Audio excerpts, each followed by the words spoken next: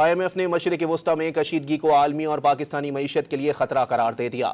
خدشہ ظاہر کر دیا کہ پاکستان کو بھی توانائی اور خوراک کی بڑھتی قیمتوں کا سامنا کرنا پڑے گا۔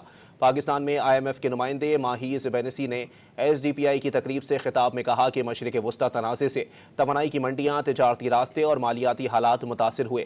معاشی جھٹکوں سے نمٹنے کے لیے بہتر تیاری کی ضرورت ہے۔ پاکستان کو بھی توانائی اور خوراک کی بڑھتی قیمتوں کا سامنا کرنا پڑے گا۔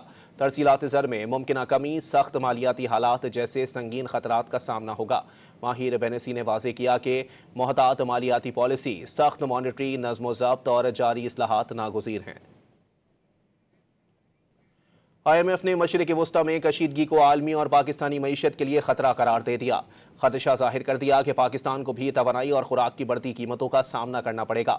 پاکستان میں IMF کے نمائندے ماہیز بینسی نے SDPI کی تقریب سے خطاب میں کہا کہ مشرق وسطی تنازع سے توانائی کی منڈیاں، تجارتی راستے اور مالیاتی حالات متاثر ہوئے۔